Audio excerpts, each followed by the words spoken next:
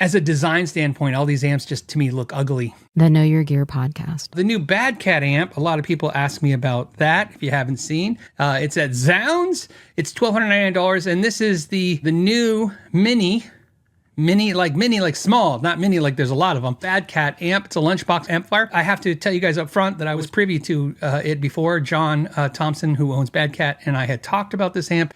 In fact, I remember when the first version was done, I was telling him how I hate these little toaster amps, that sound horrible clean, and if they don't get clean right, I don't even know what the point is.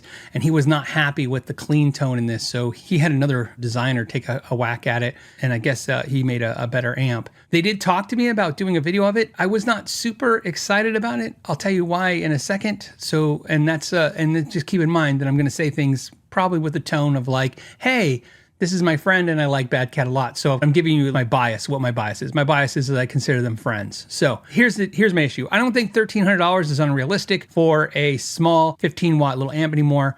My problem is twofold. I'm really burnt out on the black metal, all black looking toaster amps, the Synergy one, the MT15 by Pure S, EVH lunchbox amps. I know that there's different colors. I'm just really kind of sick of that. I have the Steve Morris amp, and I said this when I reviewed this. This is the amp to beat at $1,500, if it's still $1,500. I mean, it was $1,500 when I did the review of it. Built-in delay, reverb, 2 kinds of boost, noise gate on the distortion side, 2 channels, IRs. It has a lot of features like the IRs and stuff that the new Bad Cat has. This is an amp that's hard to beat for me. And I would say this amp, and then my second favorite little lunchbox, if we're going for the ugly metal lunchbox look amps, it's going to be the Synergy amp. And keep in mind, this is something I just want to point out again. The Synergy amp, I think it just raised its price with the modules again, about this price, comparable, maybe $100 more, but you get to pick and you get 3 channels. This is 2 channels.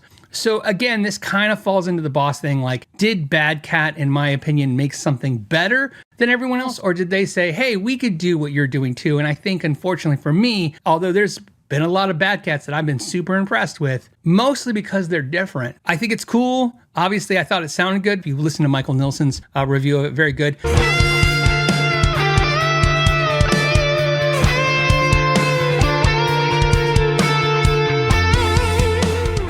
I would have to add reverb at least, or delay, and then put that in the effects loop. And if I'm already doing that, I'm going to do that with my Synergy head. And again, I can pick the module that goes into Synergy. If I could have had a Dream thing instead of this, I would have really preferred, if there was a way for Bad Cat and Synergy to make a module. I would rather have a Bad Cat module in my Synergy than have another one of this size amps. And again, it's not that I don't like the other heads. I've obviously reviewed so many of them. I think the MT15 is still probably one of the best deals, even though it's getting closer to $1,000. It's still sub $1,000. It's built really well. Has a really good gain channel. Now they have a new feature where it kind of takes it into the mid-gain territory and a clean channel. But again, no reverb. The 3 mini, small little head amplifiers I have are the Ingles Steve Morris amp. And I still have my Mesa Boogie Mark V 25, which was my first real high quality mini amp that I bought. And then of course I have the Synergy that I bought, earlier this year I bought that. Those are the 3 I have, and I'm constantly contemplating, downsizing. And if I was to downsize, I'd probably stick with the Ingle first and the Synergy's the runner-up. Like I said, so that's my thoughts. So everybody asked what I thought. If they sent what I would do in a video, yeah, because I like John and I like those guys, so I do a video when they send out product for sure. But it wasn't something I was personally super excited for, because he had done some really cool things in the past that I thought were interesting with a small amp. If you guys saw, it was like a hybrid, right? It was like a tube preamp with like a Class D power amp, more of them going after like do you like the Spark idea, a small amp on your desk? This is that, and it can power. I thought that was a really cool idea, where this one is just, they're doing the same thing everybody else is doing, which is fine. I mean, why shouldn't they? Everybody else gets to do it. Well, they shouldn't be denied it too. But I actually kind of think the whole making a small amp, metal case thing is kind of dead, in my opinion. Like, I just don't see a whole lot of us getting excited about it anymore. So check this out. For fun, I asked AI to make me an amp of a Fender, affordable, and this is what it made. And I said, how about Marshall? And this is what it made. It's kind of funny how AI comes up with the same answers everybody else does. Just like everything that happened during the COVID, guitar boom, whatever you want to call it, the two coinciding. a lot of us churned a lot of product. A lot of us tried a lot of stuff. And I think a lot of us bought a lot of those little heads, those little amplifier heads, and there were some cool things about all of them. There were so many good things, whether it's the Laney or, so many good ones. And maybe it's great that there's so many choices. I think maybe that's a point too. But I kind of feel like for me, I kind of went through them all and this is where I landed. This amp, the Engel one, it's not about how good it sounds. It's about this amp does, and I have my Kemper right here. And my Kemper, if I can show it to you guys, maybe we can pull it this way. Yeah, I can. Look at it. Here's my Kemper. And I don't know if you guys know, but my Kemper, which is not plugged in other than the power, so let me just unplug the power. My Kemper is the powered one. So I have like a 600 watt Class D power amp in this.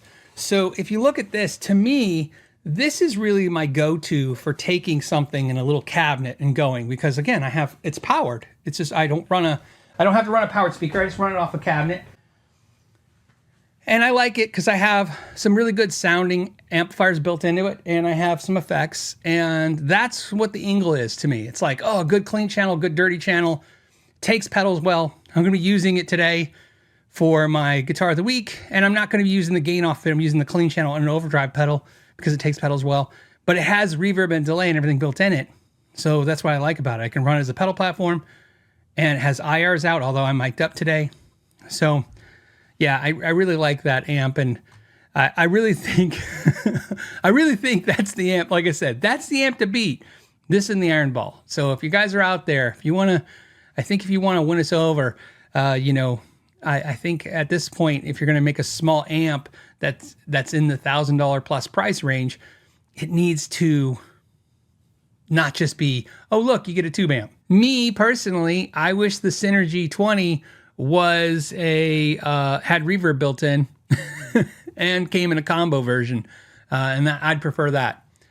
In fact, if the Synergy 20, I can tell you right now, if Synergy 20 had a combo version, so just built into a one cabinet, combo with reverb in it, or better yet, modules had reverb built into them. So if I got like the Fender sounding module, it had reverb. So if I switch, that channel has reverb, and especially if it could take two modules.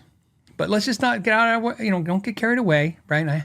If the Synergy 20 had reverb and it came in a combo version, not only would I probably just use that, I mean, that would for me beat out the Engel, even though this has the boost and the delay and all this stuff.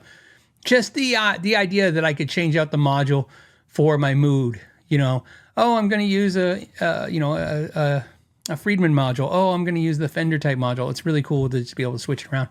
So one of my only things I don't like about the Synergy 20, no reverb, and I hate the way it looks, obviously. It's another little black little toaster amp thing. As a design standpoint, all these amps just, to me, look ugly. My travels and why I play, I would rather have an overdrive pedal into a clean amp with reverb than having an amp that has a great overdrive sound, but I have to run a reverb through the effects loop because it's more awkward for me to do that, if that makes any sense, because now I got to run two cables through the effects loop into the reverb and then power the reverb, and it's just a convenience thing and more usage. So I tend to play my amps that have reverb way more. So if you like this clip and you'd like to watch another one, you can click right here. And if you want to see the entire episode of the podcast, you can click right there. As always, thank you for your time and know your gear.